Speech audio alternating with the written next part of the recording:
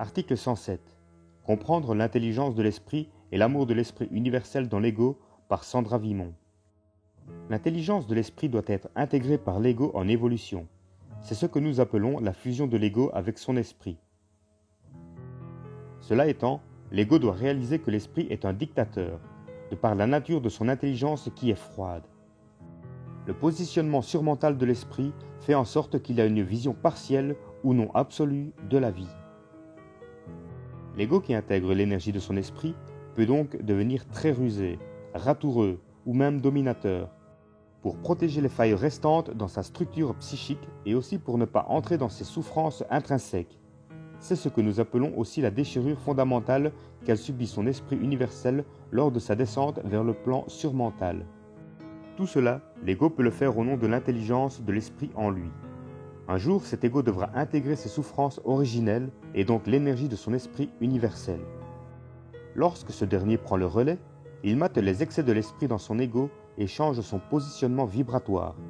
Cela s'actualise lorsque l'ego intègre le principe de l'amour du plan supramental. À ce moment, il y a toujours de l'amour dans l'intelligence de l'ego. Par exemple, un ego qui cherche à comprendre quelque chose doit toujours surveiller son rapport entre son besoin de comprendre et le bien-être de l'autre à qui il pose des questions. Ou alors, un ego qui cherche à convaincre une autre personne doit parvenir à entrer dans les corps subtils de celle-ci pour pouvoir comprendre son positionnement et sa sensibilité plutôt que de tenter d'imposer son intelligence ou la part du réel qu'il a intégré sur l'autre. Être dans l'amour, c'est de toujours savoir que l'autre détient une partie du réel de ce que nous ne voyons pas. Un ego qui croit avoir raison sur l'autre est déjà très mal positionné dans l'énergie. Cela dénote un manque de développement de ses corps subtils et met en évidence la réalité qu'il y a une domination des plans invisibles sur son psychisme. L'esprit de l'un ne peut pas dominer l'ego d'une autre personne. Cela va outre les lois universelles de la vie. Chacun est différent et personne n'a à imposer son réel sur autrui. Il est beaucoup plus judicieux de tenter de comprendre le réel de l'autre pour grandir en conscience ensemble. Essayer de faire évoluer autrui est une autre erreur commune d'un ego qui manque d'amour réel.